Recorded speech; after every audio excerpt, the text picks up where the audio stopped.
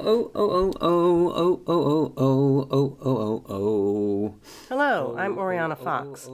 Thank you for tuning in to Multiple O's, the spin-off podcast for my talk show, The O Show, which explores the crossover between working on the self and working to change the world. My guests include artists and other experts who expose their lives, bodies, and experiences to challenge expectations and conventions. In other words, they have skin in the game. So if you're interested in candid confessions, nonconformity, creativity, and mental health, you've come to the right place.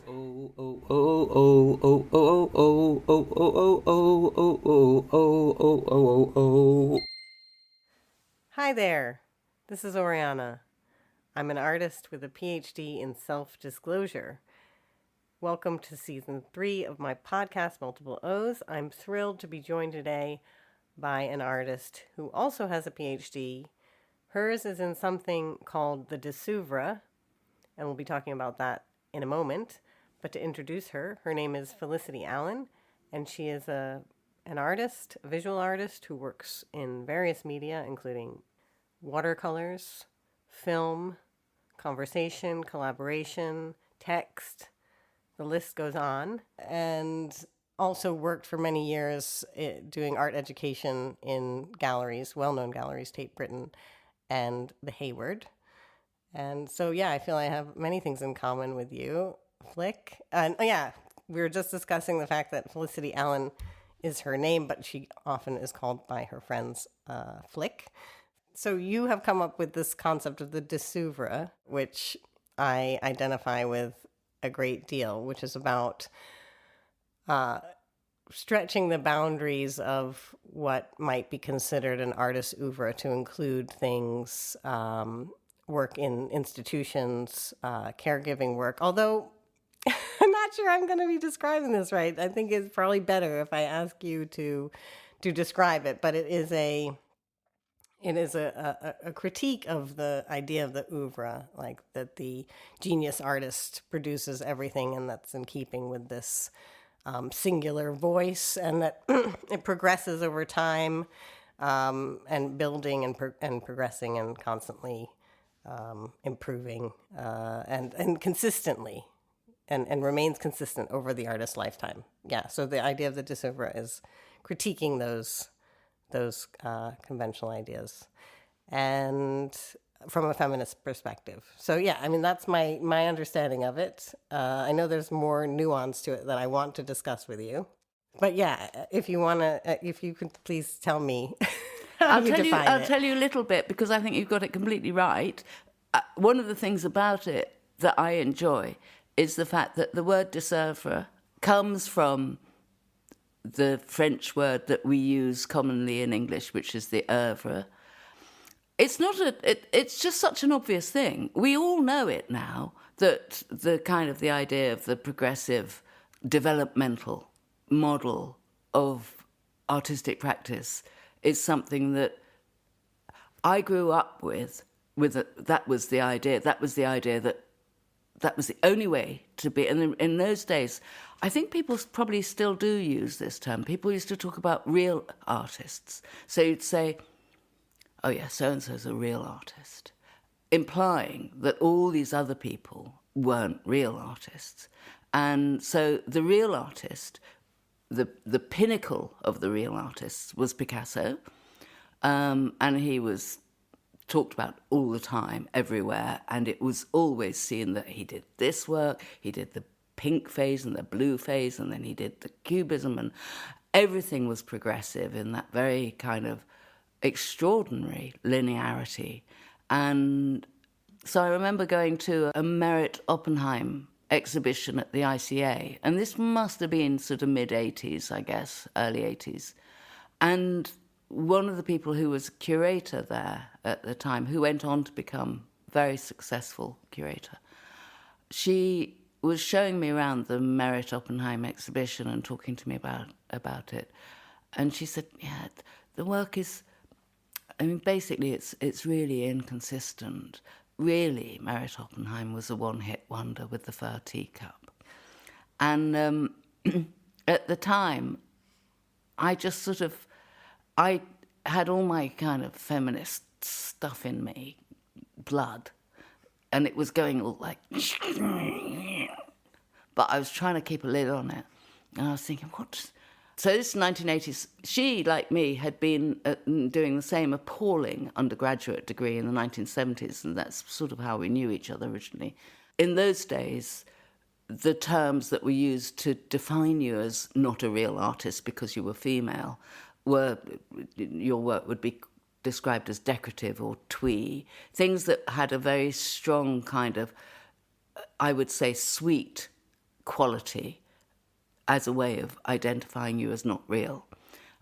So when she used the term inconsistent, I kind of, what I ended up realizing was, oh, okay, you take what appears to be the gendered sweetness out, but actually you're still using it about women artists. And I've never looked into Merit Oppenheim's work well enough to know whether or not I would dispute this and what my thoughts would be specifically about her work. But just that idea of the inconsistency, I suppose it came back to me in the 2000s when I was working at Tate. And I'd practiced as an artist for 25 years, and then I'd had to stop and do full-time work for a little while. And I couldn't carry on with studio practice because I was a single parent and blah, blah. But what I did in that time was to work at writing in my spare time because that was more possible to pick up and put down and so on. And I didn't have a studio. I couldn't afford a studio. So as I was working at Tate, there was one particular incident. I'll come back to the inconsistency bit in a minute. But there was one particular incident where early on I was really fighting with my colleagues who I thought would be on my side, but they weren't. Some of them weren't. Some of them were, some of them weren't. Because I was fighting basically to change the colour of the department. Because it was, when I arrived, virtually everybody working in my department were white women. A lot of them had studied art history, and they were mostly in their early 30s. And I just thought, they're great, but actually we've got to do something about this, because I was running the education department at Tate Britain, and that should be the point of experiment and radicality, basically, and a kind of artistic practice. I already knew that it should be a form of artistic practice where you could experiment because you weren't getting exhibitions, you weren't going to get collected by the museum, so you could do stuff that the rest of the museum couldn't do. Anyway, so I found myself having these really quite challenging discussions, and I thought, why am I doing this? Why? This is a job, why am I doing this? And then I realised, I looked back at my work over years, and I realised that actually I'd been dealing with stuff to do with racism and colonialism from a really early point in my career, partly because of the challenge that black women had made about the, in quotes, white women's movement that I was involved with in the 1970s. So I had heard that and thought, okay, I need to address this. So I had that kind of politics had always been informing my work, right? Whether it was as a studio-making artist, exhibitionary artist, or what. And I just realised there was this total consistency, and the consistency, if you like, was one of a politics, one of an ethos or whatever. But also, I would just call it temperament and approach to the world, really. Do you want me to shut up now? No, wait. I feel like there was a point you were going to go back to about the Merit Oppenheim. Did you go back to it? Yeah, I will. Thank you. So basically there was this kind of... So I was looking back at my work and I'd realised that there had been this consistency and that I was bringing it into play as an employee. And I went on to do particular projects which, as I was doing them, I thought, oh, okay, this is me being an artist here. And because I recognized how it felt to make work and the particular qualities, I would say, of intensity and the kind of, not just the intensity, but the counter to one's own distractions that one has to do to actually get into doing the, let's call it a studio practice. Let's think about painting, which I'd done a lot of, and that way in which, well, actually, what's his name? Philip Guston says it beautifully about how you go to the studio and it's full of people and they're all there. It's a party going on and they're all talking and you're trying to concentrate and you can't because there's so much noise. And then gradually, the more you concentrate, the more those people gradually start to leave. And eventually you're on your own in your studio just painting the painting and you're in with the painting. And then if you're really lucky, you leave too and the painting's just making itself, basically. And that's that kind of level of focus and intensity where you lose yourself in your work, but you've done all. It's not just like playing a game online or something. It's that quality of working towards that point where you make all these people leave of their own accord. Because you're so focused. I feel like what you're describing, that kind of immersion in art making or project making, it sounds like flow, like that. That psychologist. He has a very difficult name to pronounce. That's like a long. Keep telling me because I need reminding even if I. It's this concept of flow, and it's exactly what you're describing. Mm. The psychologist who came up with the idea of flow is Mihai Csikszentmihalyi. People get into it in different fields, but I feel like the only way I can achieve flow is in art making or something like art making. Or maybe it happens with writing as well, academic writing as well as for me. But yeah, I feel like it happens in other fields. Basically what it is, I saw a diagram of it the other day, and it's like the skills that you have are matched to the challenge in a certain way. So that's what gets you into this state of like losing track of time. And but apparently it's something that, obviously that occurs individually, but also can occur in a group. Mm-hmm. And that's something I feel I've never experienced. I don't think I've ever experienced flow as a group, even though I've done collaborative things. I don't know if I've ever really achieved flow, but since you're working in this, institutional setting. That's interesting. I wouldn't like, my memory is quite a long time ago since that experience now, and I'm not quite sure. I mean, certainly I was working in a group when I was experiencing this, but it felt, I didn't think of it like that. I did think all of these people are working really hard.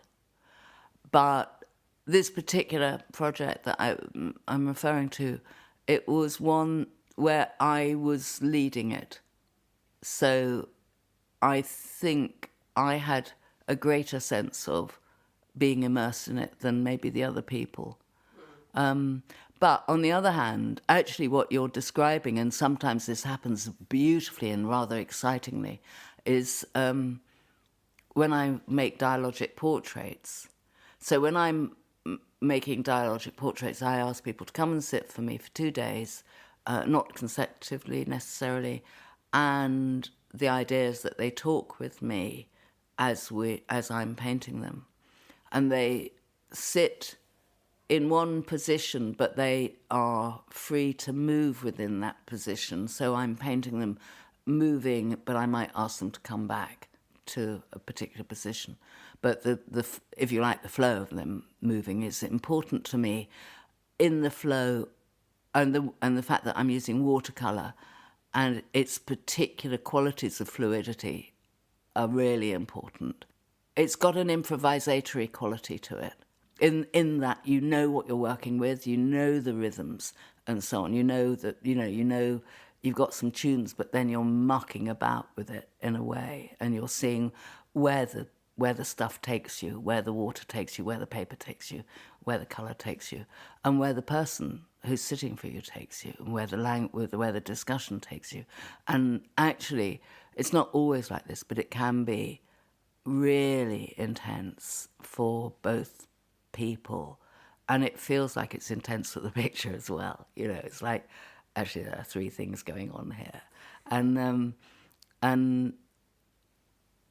every so often I think it's a bit, I mean, maybe I don't know whether I can say this, but I do think that as a practice it's a bit like sleeping around, basically, having really, really intense nights with different people, and it's much more pleasurable than that sexual behaviour, I would suggest. But there we are, that's maybe my age talking. Would you like me to read the Disoeuvre so that you can think about it? Yeah, I think so. Yeah, okay, so I'm going to read this so that we come back to life. I'm going to read this, what I call a false poem, although poets have told me I've got to stop calling them false poems and I've got to just claim them as poems. So this is a a poem, and it's called The Disoeuvre, a Speech. And I wrote it a few years ago when I was trying to kind of work out what the Disoeuvre was. The Disoeuvre, a Speech. A neologism meaning an oeuvre not easily recognised as one. She says, OK, oeuvre, a rethink's overdue. This Disoeuvre, unpicking, analytical and anarchic, teenage, perhaps old age. Do I deserve a recognition? She's wresting the French word oeuvre into the English dominant present, dissing it, switching it with the French désoeuvré, out of work, idle, with nothing to do. Creating a Disoeuvre is not a progressive route to creating an oeuvre, but vice versa. Cradling a life's work, a labour of beings, process and product, made through and with people and institutions and the not yet identified as art, revealing the not yet identified as artists, the not yet identified as good. The Disoeuvre accommodates shifts of direction, language or discipline. An artist sustaining a practice, despite and in response to contingency, whether structural, political, or fluke. She builds on feminist and black critiques of exclusive conventions to dismantle the elevated oeuvre. She's backing off judgment, holding paradox, sloughing off the binary, to uncover a Disoeuvre, track the trails of a marginalised artist's labour across the domestic and her employment. Think duration when you think maintenance. Think commitment when you think thought. Burrow. Think again, again, and again, and again. Name it. The Disoeuvre recognises art's otherwise orphans, unaligned, unbranded, disowned in a fog of expanded field. So, yeah, do you think you deserve greater recognition? Whoa, whoa. That's such a good question, isn't it? Okay, of course I'm not going to answer that, but of course I will answer it in an oblique way, which is that one of the things I learnt when I was working at Tate was, because I was a manager, right? So one of the things you learn as a manager is that I hope you learn as a manager, is that however many times you praise people, they only ever remember when you haven't praised them. And you have to, for every one time that you've said something a bit critical or negative, you have to do at least 6 positive reinforcement messages to try and counterbalance it. But I know myself, I only remember negative stuff that people say. And then when I did the first dialogic portraits project, it was as I was leaving Tate, and I started to invite people the concept was that I would invite people I'd worked with in the decade of not painting to come and sit for me. And was that one called Begin Again? Yeah. Yeah. And that was it turned into I didn't know what it was going to be, but it turned into a 5-year project, during which time I came up with the idea of, this is dialogic portraits, and I found what someone later called a methodology.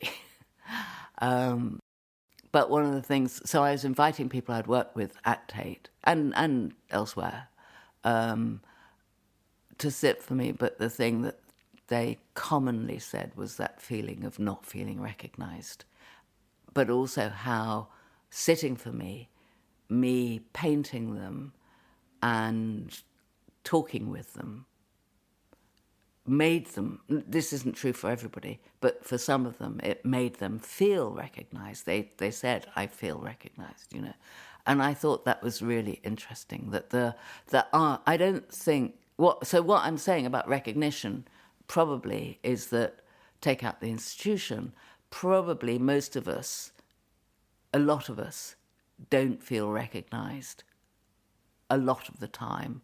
And the moments of recognition are incredibly pleasurable, but they are, well, I hope they're pleasurable. I hope they're reinforcing positively, but they're special, really. They're special encounters. It's not something that happens all the time. And I think one of the things that you hope for is that you live with people, or you're surrounded by things that do give you a sense of recognition in a good way. But obviously for lots of people it's in a really bad way. Is that why I feel like I want more recognition? It's because I don't have enough around me. No, I think we all feel. Yeah. I think it's very, very common not to feel recognised. But also, we live in a period of extreme pressure to be recognised. The whole thing about branding and self-branding and all of that stuff, which, you're too young and also you're American, but I was brought up as a British socialist during a period of social democracy. And then Thatcher came along and introduced this whole different way of being, which we saw as being American. And we hated it. We really hated it. And you could see, you've got what Mark Fisher wrote. I could see with some of my friends, some of the people I was close to, how what we now call neoliberalism was destroying their sense of being able to be in the world, actually, because they could not cope with doing the self-promotion that one absolutely has to do in order to survive. So if you're doing that much excessive self-promotion, which is completely antithetical to lots of us anyway, of course you're going to feel unrecognised. That's what that's all about. So there's a politics to it, basically. Yeah. I feel like you just hit the nail on the head. Well, I'm lucky enough to have grown up without that sense. Yes, yeah. So that's the thing, because I'm born in 1978, and then it was Reagan. We had Reagan, and I'm basically raised with neoliberalism. And so I feel like, those. But we already saw America as being like that pre-Reagan. Right, you see. Right. So it's interesting. Your response to my question, do you just deserve more recognition? Is, well, everybody feels like they deserve more, and so my work has been about giving it to them in a way, right? Well, interestingly, that's what I might have thought at some point in a self-aggrandizing way. But actually what I realise is I get tons of recognition every time anybody comes to sit for me, because I'm looking at them, they're looking at me. And I nearly always insist that they look at me. And they do, they oblige, you know. So I mean, one of the things that I understood from that first 5-year Begin Again project was that actually what was happening was it was a project of recovery from the awful loss that having to work full-time and not carrying on my practice had been. And the loss of not just the work, but the loss of identity that had involved. I'd found it very, very difficult. It took me working on the Begin Again project for me to understand that was what it was. So initially, I thought it was about all sorts of different... I kind of, about, 2 years into it or something, I came to realise that I was working through all sorts of losses that were, one has an early life trauma and that keeps on coming back, that kind of thing. And I thought it was to do with that. And then I finally realised, oh no, this is what the real loss was, that I felt I lost myself. And I was having to act, but I couldn't quite manage it in this job, And what doing the dialogic portraits was doing was I was, as it were, shaking off the skin of having been a manager in a institution and finding my own skin back again, and that it was because a series of people were watching me do this. It enabled me to do it, basically. They were very important witnesses. So that sense of being recognised through that change, even though it was a serial set of people, it wasn't one person, was a really important process, a psychological process for me, as well as the artistic product, So you kind of spoke to this a little bit, but I was curious about the why watercolors. Like, you kind of described it a bit. The fluidity. Yeah, the fluidity. It's interesting about the watercolors. When I was younger and I was a painter, I guess I really liked oil paint best, and I worked with it a lot. But I did actually make quite a lot of watercolors, and big ones, very big ones. And I did a whole installation using watercolor, in fact. And at the time, I thought it was embarrassing that I was using watercolor. And when I started again after the Tate, I thought, I can do what I want. I can do whatever I want to do. It doesn't matter. Nobody cares.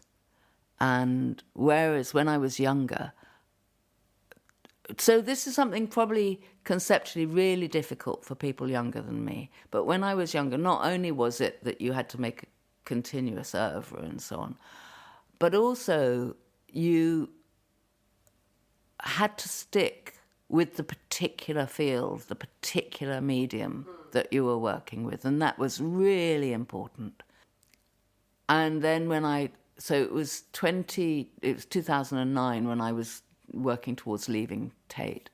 Sometime just after that, I was at the British Museum with Dorothy, my daughter, who was then 16 maybe. Anyway, we were at the British Museum and we were walking along Great Russell Street, and I saw Cornelison's.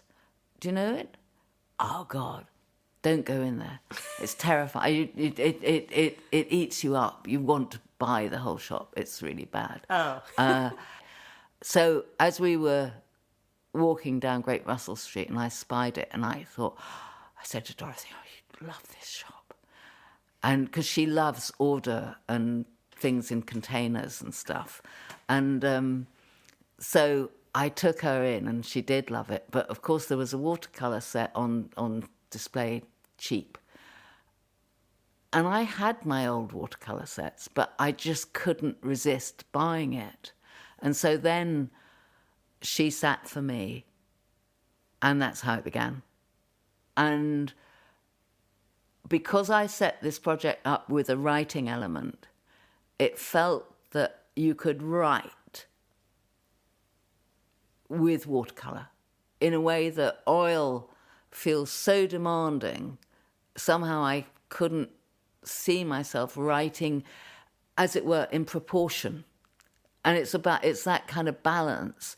And I really, really wanted. I've always wanted, since the Begin Again project, I've always wanted to be able to find a way of making image and text work in such a way that the image is allowed to be a painting, as in it has its own status, and the text isn't just a description, it has its own status as well, and somehow have them together, which is almost impossible, but I'm always imaginatively working at that, even if I'm not actually, physically doing it. That's the way I'm thinking. And I did my first degree, my undergraduate degree, was in English and fine art. So that's why I didn't do a proper fine art degree, And for years, I felt that I had to choose between one or the other. And then, as I say, when I left Tate, I just thought, sod it, do what I want. That's great. So, but the watercolor, so that's where the watercolor started. But then quickly I thought, oh yeah, this is great because of all the way, the links between watercolors and femininity and gender stereotyping, but also the amateurism as well of it, and the kind of questionability around status fitted with the way I was thinking. So that's great. And because you had that 10 years of not making any paintings and only having writing as your creative output, it really was beginning again. It really was. And that must have been, I imagine that must have felt really intimidating. It was awful. You must have been full of doubt Yeah. No, it was really hard. And one of the things that I realised that I'd done intuitively and perfectly, and if I can claim anything, it wasn't something I did wittingly, but it was really clever. By doing portraits, I got people to come and accompany me and help me get into the studio again. And also, when I was working at Tate, my days were full of meetings and appointments. And so by setting up a series of portrait sittings, I was continuing that process, and I was kind of bridging the entry into the studio. But also, I was giving myself, what I came to realise was that I was giving myself this perfect moment, which when it works, it is perfect. So my memory of being a little girl. So basically, the trauma of my life, the big trauma of my life, was my mother's death when I was a child. And so that's the trauma that comes back every time I have a bad time. And so I now am completely out about, okay, my life's work has been really one of the main themes in my life's work, and certainly at the moment, is thinking about working with that trauma, working with my mother, living with a dead mother, right? And so I'm always boringly, tediously recalling memories of being with her. And one of the pleasurable memories is of me sitting at the kitchen table while she is doing housework and I'm painting, and I'm preschool, and I'm on my own because my sisters are all much older and they're all at school. So I'm on my own in this blissful state with my mum, and she's a witness to me, but she is doing her own thing. So we're both making noises, the noises of brushes in jars of water, but she's doing housework and I'm sitting at the table painting. And that's what I realised during that Begin Again project. I realised that there was a lot to do with my mum and that loss and everything that I was thinking about. And I realised that actually the sounds of the brushes in the water and the fact that I had a witness to me painting was completely a kind of Winnicott type moment, basically. Right. Wow. That's amazing. And so in a way that you could make the case that it is an oeuvre then, because there's that consistency. Yeah. Even though you had to have that break. Yeah. There's still this, like, you can hermeneutical thing, like, you go back to this moment from the past, your childhood. It was all laid out for you. It is because I'm the age I am that, that I talk in this way, Yeah. So, like, thinking about this, the oeuvre, and I'm thinking about Erik Erikson's stages of development, like how he saw. I don't know this. Tell me. So he saw development as unlike Freud, which he thought it ends at 5.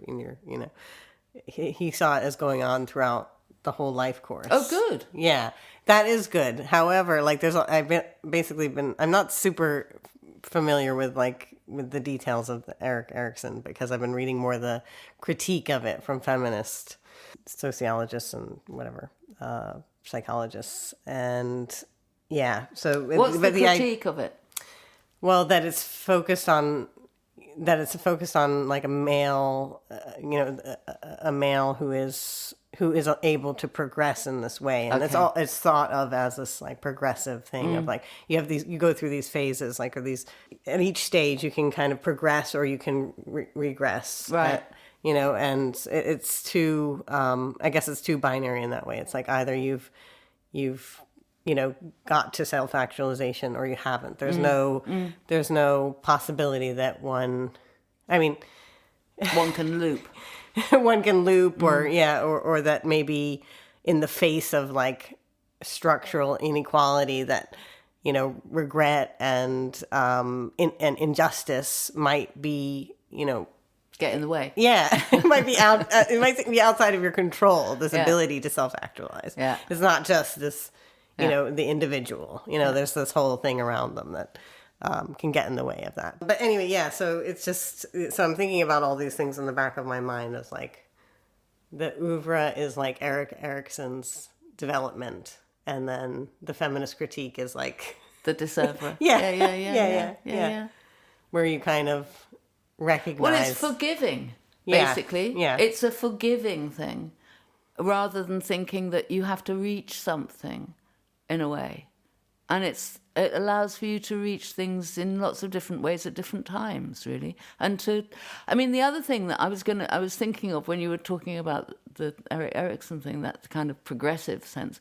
Of course, the main project that I did at Tate, that I really realised where I was really thinking, oh, okay, this is I'm being an artist here, I didn't think I'm being an artist here. I thought, I'm using all the knowledge that I've gained from being an artist, and I'm putting it and I'm applying it in this way. And I think there's something important about the idea of application, because and the idea of, the ways in which I sort of think that there's something to be thought about, which is about art and craft, or art and design, or something like that. The what do we call them? The applied arts, and the ways in which one is making one is applying one's practice into different situations in order to make particular projects or whatever it is. So when I was leaving Tate, I had been asked by the wonderful Ian Farr, who was then editor of the series Documents of Contemporary Art. He had invited me to propose a book on education for that series. And I was totally intimidated and blocked and trying to think about how to approach it and what to do and which text and so on. And then I realized that if I could think about using my arms and my hands as a sculptor might with these texts, that enabled me to start working on the book. So basically, until I kind of was using my body as a thinking process, I couldn't actually do anything, which I find quite interesting. That is interesting. Yeah. Yeah.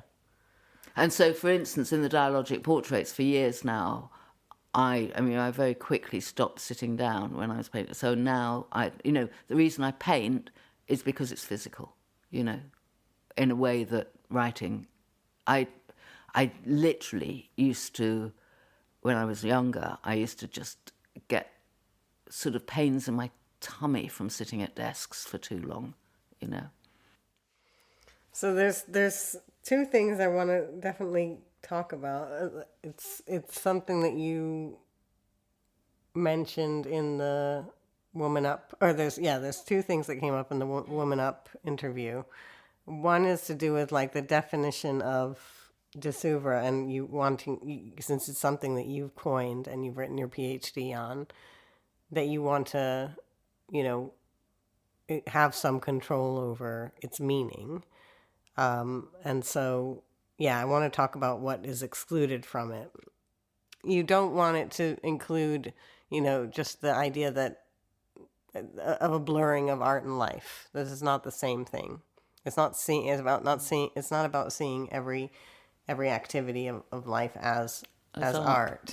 Yeah. But then I was struck by the fact that in this description from your household solo, in one of the author's descriptions of it, it was Rachel Warrener says her definition of it is that to take account of the continuity of thought that emerges between studio practice and other projects and activities that an artist does, including in paid work, activism, and caring responsibilities. So to me, there is a kind of blurring of art and life. Totally, there is. Of course there is.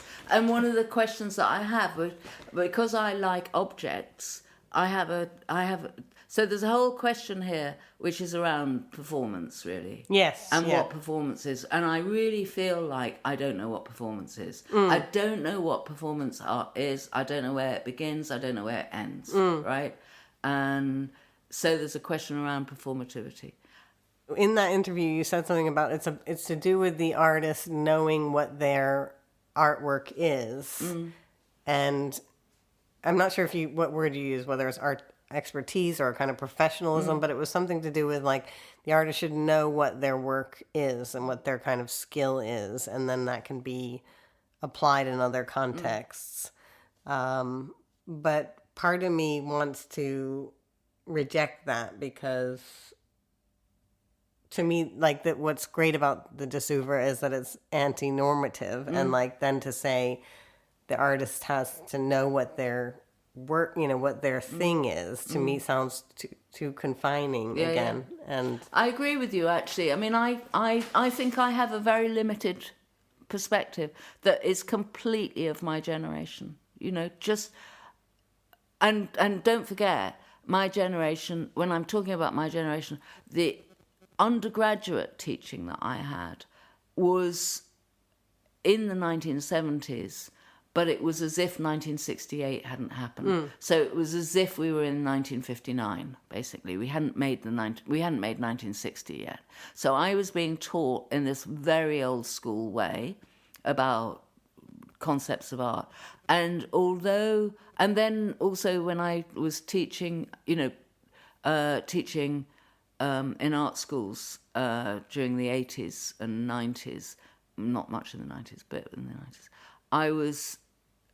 I was teaching surrounded by a lot of painters who had these very kind of clear ideas about what painting was and wasn't, and so on and so forth. So full of these kind of definitions, and there's a bit of me that just wants to say, shut up with your definitions, let's see what happens. But there's also another bit of me which wants to say, for heaven's sake, you got to, not everything is art, and art is something that you have to work really hard at to make. It's not something that you can, it isn't easy. People who aren't artists assume that it's got that quality of the me as a little girl sitting at the table. And it's not as easy like that. And probably it wasn't easy for me at the time, when I was 3 or 4 or whatever. Yeah. But they have this idea that somehow art is easy.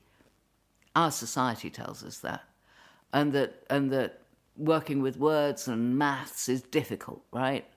And so you had to be thick to be allowed to do art, basically. And that was the idea. No, I experienced that myself. Because I worked in the education department at the Guggenheim as an intern.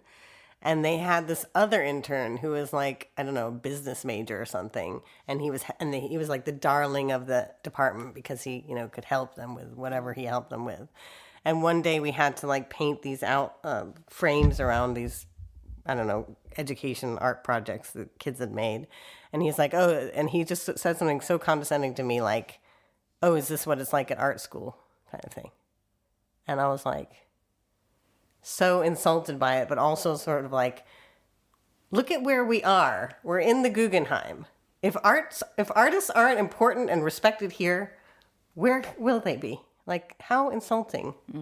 Not just to me, but to every artist you've just been. Yeah. And why is he the darling of the department? Yeah. And I'm being given this ridiculous task. Well, there's this thing about infantilization, which is really, and this is the feminist bit, about the idea that, so culturally one could say that art is infantilized, and that the romantic artist perpetuates this by being a boy child, right, and behaving like a boy child, i.e. not grown up, all that stuff.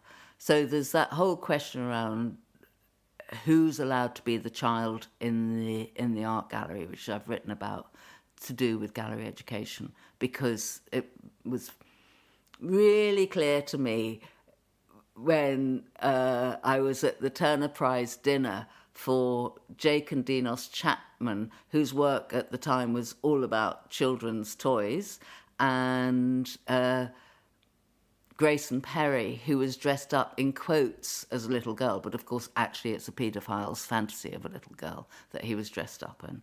And so, like, okay, you lot really get it about being a child in the gallery, but actually you're also in competition because a lot of the language was against gallery education because it was working with, its work included working with children. They'd always forget that gallery education also included working with people like them.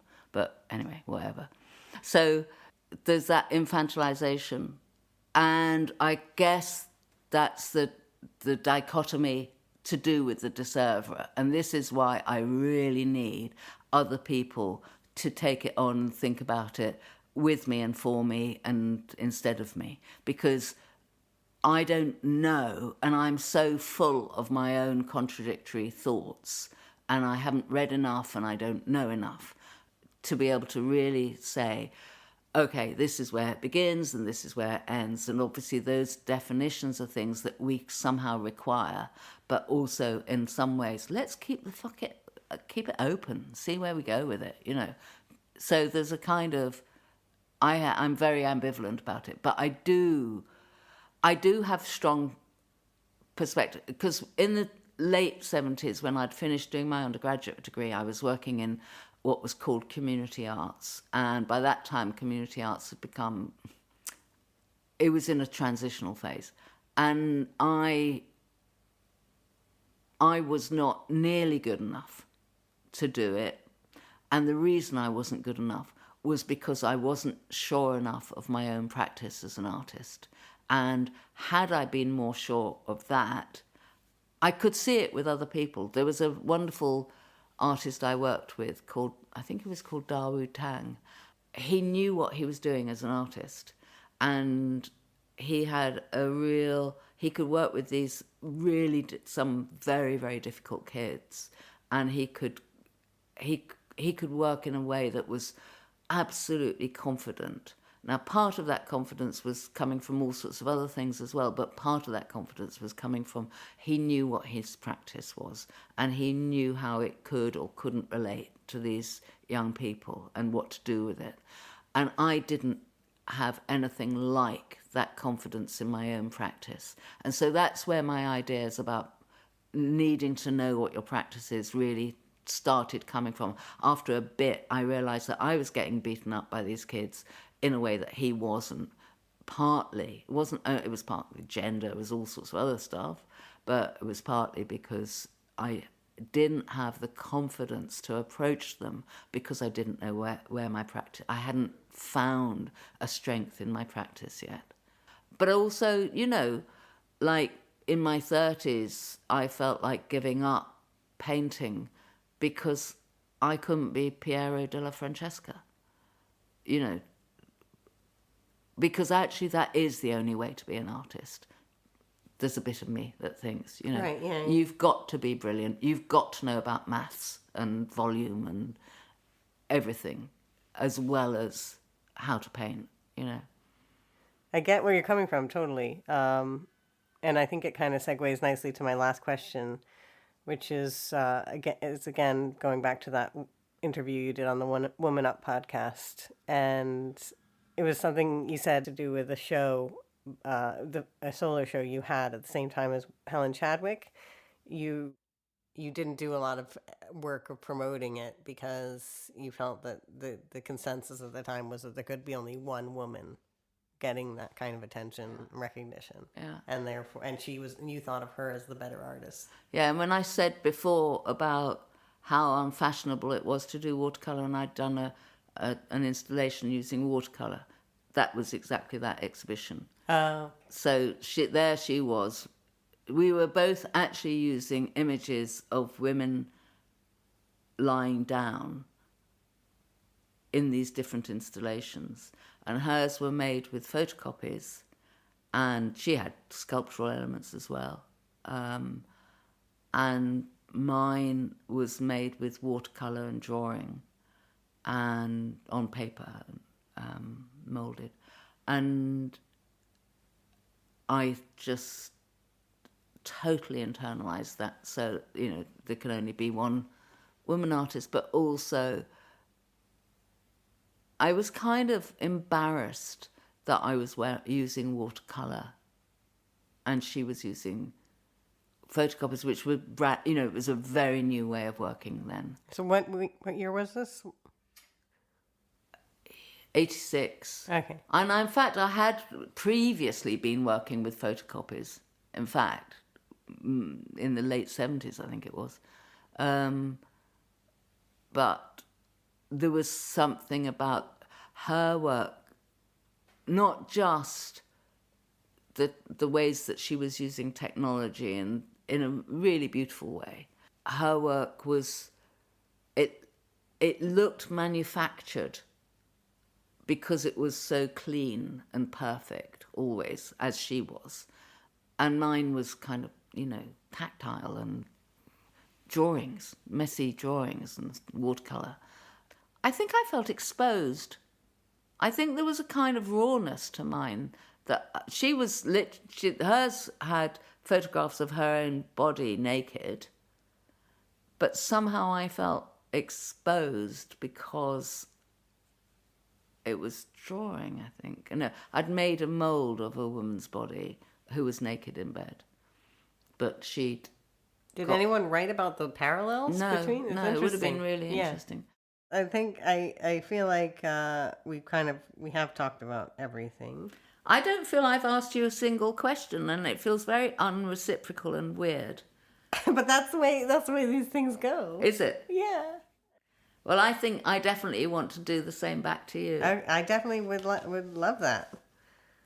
Oh yeah, I read your art review text. It's groovy to be global. Oh, did you? And I love point number 6 that age-limited awards should be banned.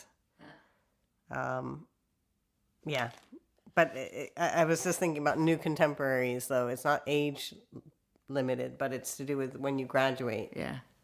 Yeah, no, Like, I would love to apply for new contemporaries now. But you have to go on to a new degree program to be able to. Yeah. I nearly did it. When I did my PhD, I nearly applied. But I didn't yet have the confidence to do it. I would now. They should allow people to be like, oh, well, I feel like I missed out. Yeah. It's time to be recognised. It's my time now. Okay. Oh, yeah. Thank you so much. Thank you. Yeah. Thank you. It's been lovely. Yeah. Thank you so much for listening to my conversation with Felicity Allen. I hope you enjoyed it as much as I did. And I hope you find the concept of the Disoeuvre as liberating as I do. I just love the way that the concept of the Disoeuvre and it's the way it critiques this idea of a progressive linear oeuvre, the way that mirrors the feminist critique of Erikson's idea of development and self-actualization over the life course. The way those two things mirror each other, to me, is just so fascinating. I was also very moved by the fact that Flick felt there was a lack of reciprocity in our discussion and that she offered her time to speak again. It was really wonderful, and we did, in fact, have a second conversation. At the time when we had that first discussion was around about a year ago, and I was working on a piece called Age Piece that I presented at Spill Think Tank, which was a mini retrospective of sorts. And alongside that, making that piece, I did a lot of research into the midlife crisis. So all those things are going to come up in the conversation that we have that I'm going to share with you next time on Multiple O's. Next time on Multiple O's. Next time on... I want to just give you a little bit of a heads up that the midlife crisis is not what you think it is.